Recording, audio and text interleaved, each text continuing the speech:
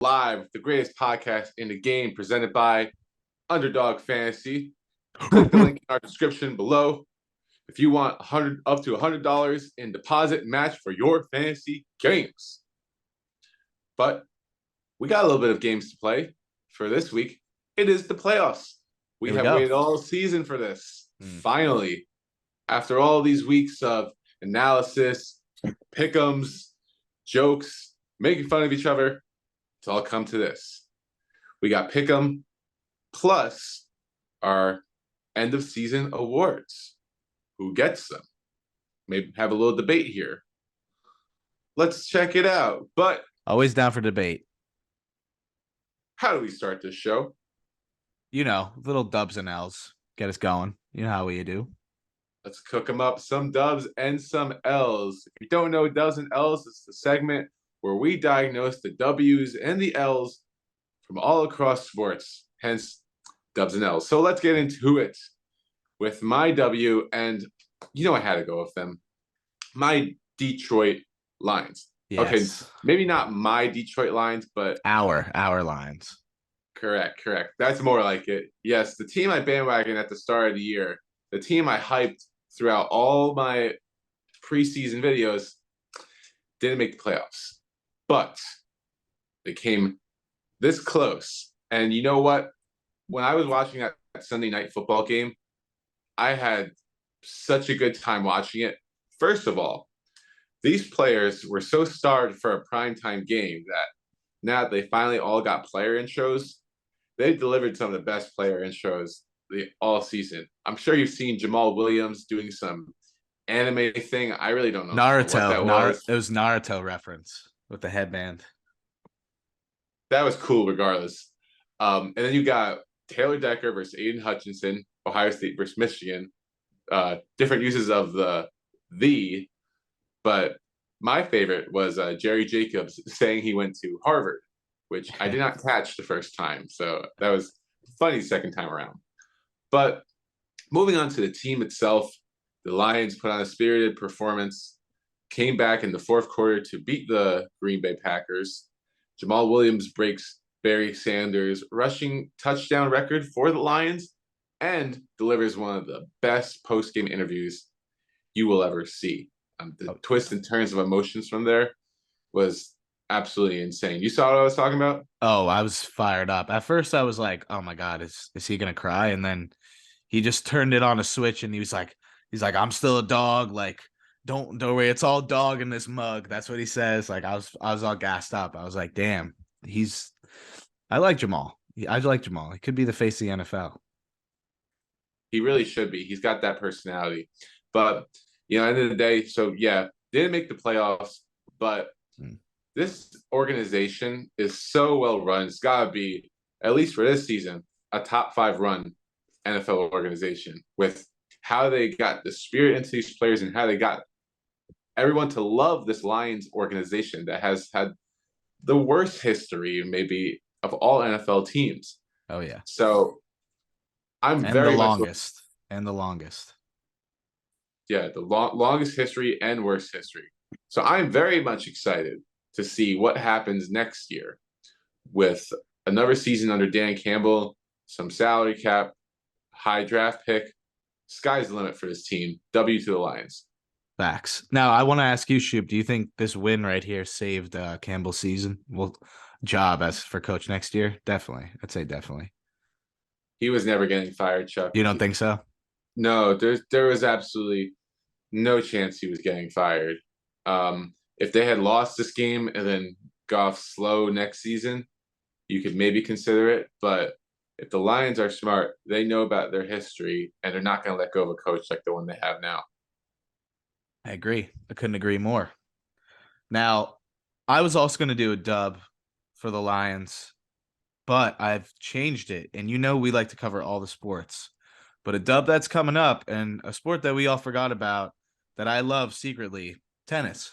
So, dub for tennis, a huge, huge open coming up, Australian Open, January, I think, 15th. And, I'm putting my money on my boy who almost beat the number 1 guy last time in the U.S. Open, Francis Tiafoe. So, Francis, He's bringing it home. Write him in for your locks. That's my dub. Low tennis shout out. As you said, we cover all the sports, which is a little weird because my L is going to be not only from the same sport that we cover all the time, but from the same freaking game. And I couldn't pass this one up here. Yeah. So late in the fourth quarter, DeAndre Swift takes a nasty hit, gets Gator rolled on while taking a club to the face. And I see out of nowhere a flag drops. I'm like, well, obviously the hit deserved the flag, but it was for unsportsmanlike conduct on number 7. So I was very confused. And then you see the replay, and the Lions training staff is coming onto the field to tend DeAndre Swift, and Quay Walker just maybe the trainer said something, or he said something to the trainer, and he pushes the trainer, which one is bad on its own, but it's double bad because he did this earlier in the season to a Bills coach and got ejected for it. And it's triple, quadruple, quintuply bad because this is the week where we are congratulating all trainers across the NFL for what happened with Damar Hamlin and how they saved his freaking life. How boneheaded can some of these guys be?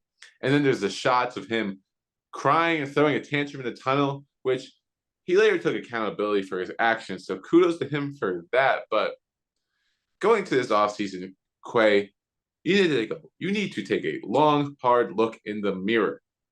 You might have millions of dollars now, but keep this attitude up, and you'll be right where Johnny Manziel is right now. Yeah, Canadian Football League. Yep. And he's not even starting. He's not even starting. And I totally agree. And also, we should not only Quay Walker obviously is going to get reprimanded, but there was another player who also came in after the shove.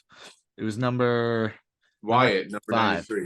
number 95. He double bumped the trainer too, after the trainer tried to get in Quay's face.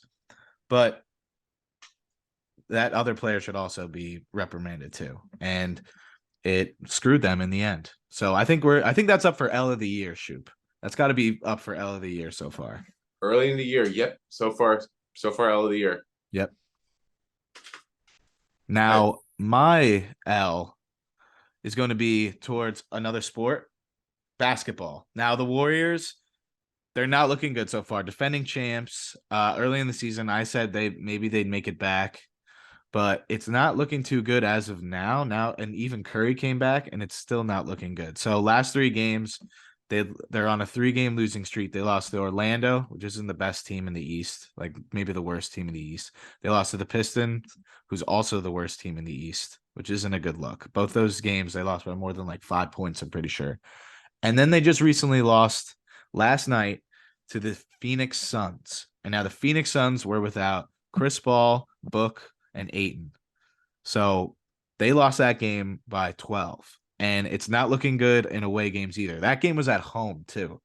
So they lost that game at home. Curry just came back, and their away record for this year is 3-16. And that's the worst record. I think that is the worst road record in the NBA. So they're getting bullied right now. Huge L for the Warriors this whole week, and I want to say last week so far. Maybe they'll bounce back, but giving the L to the Warriors. Dub City. Dub City's turning into L City. It really is. Chuck, comes a point in every team season where everyone's like, okay, they're going to turn around. Okay, they're going to turn around. Okay. But when are we going to accept that this Warriors team just isn't that good? I mean, we're almost halfway through the season at this point. But on the same token, the NBA now has this play-in tournament, which allows the most mediocre of teams to sneak into the playoffs. So I really can't count the Warriors out, but I don't like their chances of even beating whoever the 7th seed they play is. And I hope we both eat our words, but no, it is definitely not looking good right now. Yes, sir. But it is looking good for these award finalists. So here we are, end of the NFL season, playoffs coming up. But we're going to talk about something that isn't impacted by playoffs, at least we think. The end of season awards for the NFL. We made our own predictions at the beginning of the year. Some failed, some really failed, but some of them turned out kind of true. But now we're going to, with the facts that we have, who wins each award. And we're going to start with the big one, of course, MVP.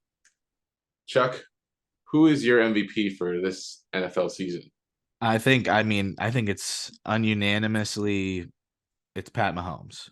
He's got, I think, 500 more passing yards than any other quarterback in the league. He has 6 more touchdowns than anybody else in the league, 12 interceptions.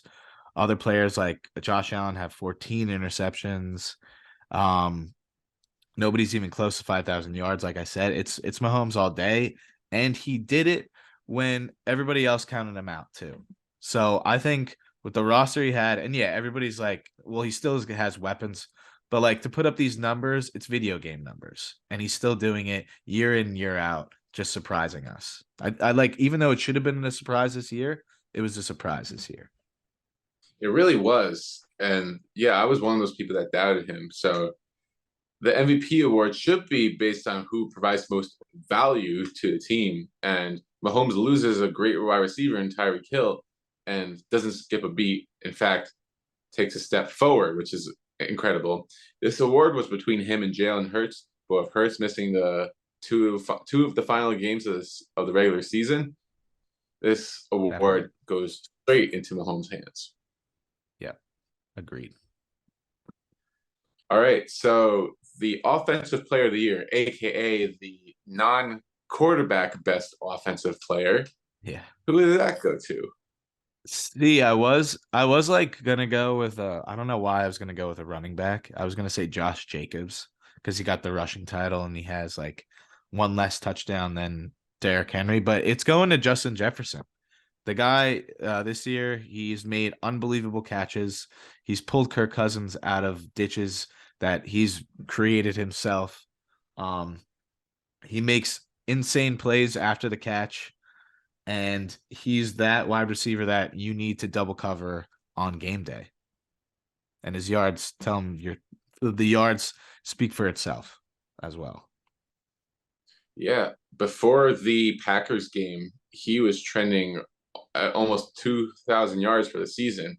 Now, obviously, he put up a dud in that game, but still finished with over 1,800 yards and single-handedly won the Vikings their biggest game of the season versus the Mm-hmm. Bills with that grab on 4th and 18, Amazing which is catch. incredibly impressive. I mean, if Cooper Kupp won Offensive Player of the Year last year with the season that he had, then it was him, not Taylor, right? Yeah, it was Cup. It was Cup last Yeah, year. it Yeah. had been Cup.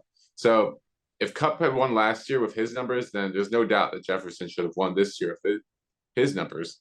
And really, there's just a lack of competition Yeah. compared to what Jefferson did. Tyreek Hill is closest, but Dolphins faded down the stretch, so it goes Jefferson.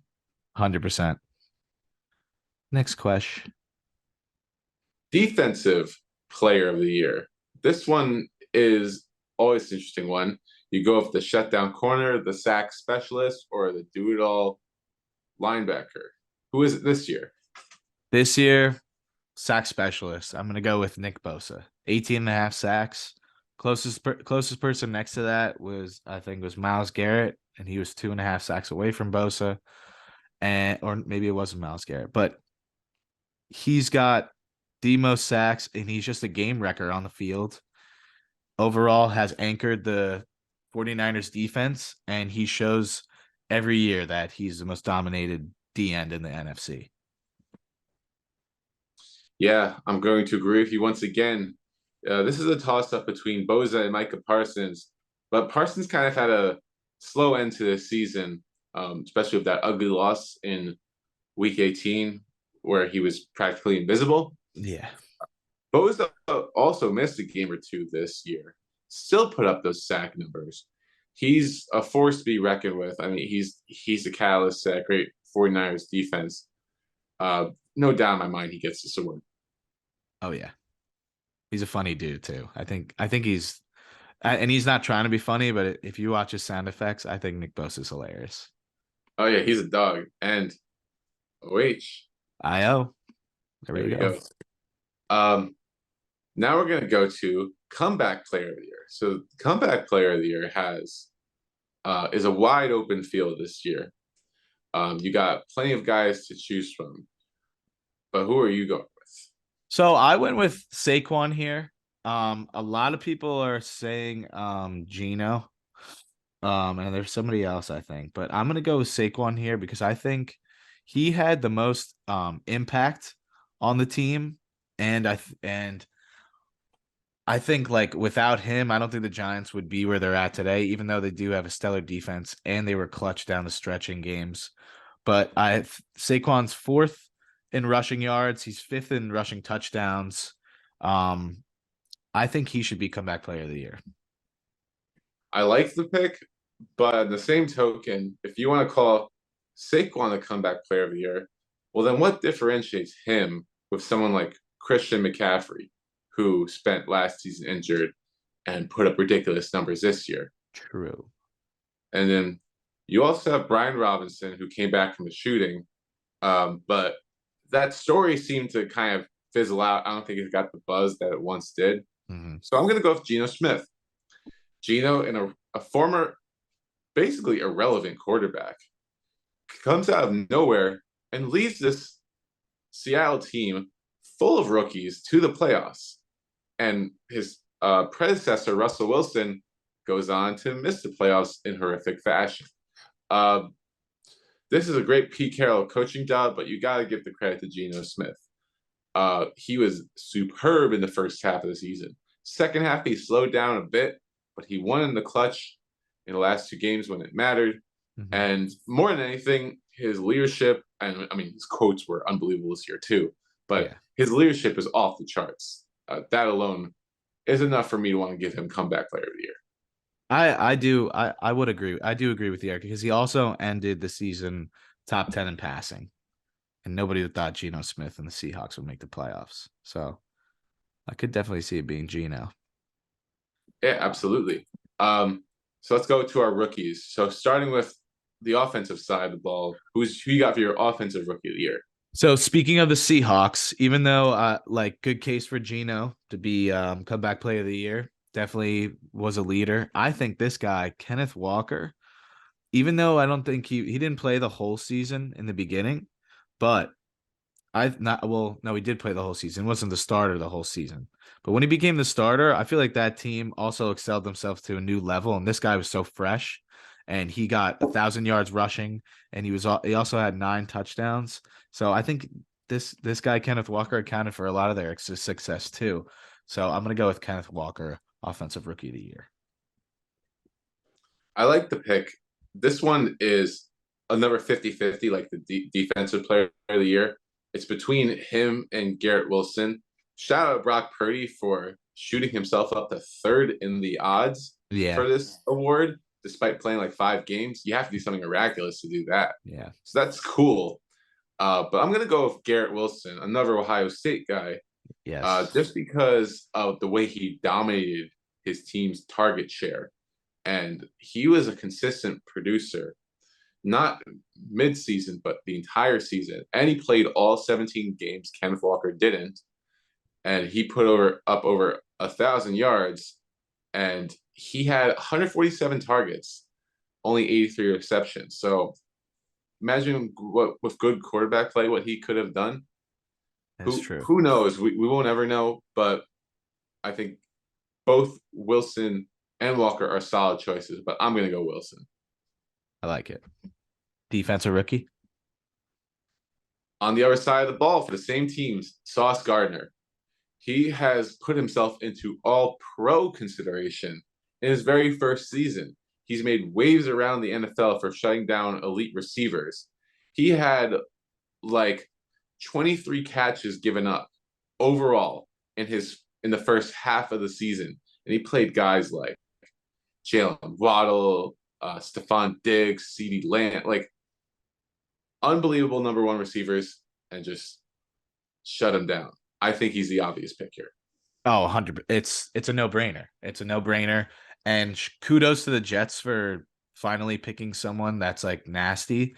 And I was gonna go with Garrett Wilson for the offensive rookie of the year, but I was looking back and like throughout history, I don't recall ever there being two offense and defensive rookie in the year on the same team. So because I cannot think of like one year that happened. But I I don't think know. It's very it might happen this year. It might happen this year. yeah, it's very rare. And speaking of that, I mean, you got Tariq Woolen on the defensive side for the Seahawks. He did he lead the league in interceptions? I think he did. Because He that was was my also my defensive rookie. If he was very close. Aiden Hutchinson, shout out Aiden Hutchinson too. He's in that conversation. even though he's Uh, from that team up north. yeah. But anyway, so moving on to our final award. Enough about the team up north. I don't want to hear about that name. Um, Coach of Yeah. the year. This should be an interesting one. What's your take on it? I'm gonna go I'm gonna go with Pete Carroll. And now I wanted to say Dayball, but I think the Giants had more of a constructed roster than the Seahawks did. And I think like Pete Carroll took a team that was supposed to like go last in their division, and now they're in the playoffs and shocked the world. And he did it with a quarterback who nobody thought could could compete and lead, a running back who was a rookie, a whole defense that was filled with rookies in the secondary. Um, so I'm gonna go with Pete Carroll because he went against all odds. Yeah, I like that pick. So I'm going to say who I think will win it. I think Nick Sirianni is going to win it. Uh, Eagles had the most complete team all year. They were great on both sides of the ball, and everyone's marveled by Jalen Hurts' development. So big kudos to Sirianni. But on the same token, the Eagles had such a great roster beginning before the season even began, which is why I had them as my NFC pick. So I'd rather go with a guy like a Carroll, but maybe like Brian Dable or Dan Campbell, who Hmm. took a roster full of young, unproven guys and transformed them into playoff teams or near playoff teams for Campbell's sake. And if I had to pick between one, it'd be Dable because he won multiple games this year that nobody pegged the Giants to win. That's true. And uh, he's gotten the Giants to be respectable again. That's saying something. We were a laughing stock for about a decade. Oh So yeah. kudos to Dable. I think he deserves it the most, but Sirianni's going to win. See, I never even thought about Sirianni, but you do have a good point. Their roster was so good. Like how could you not be so successful? And he made it successful. So I think he does deserve it too.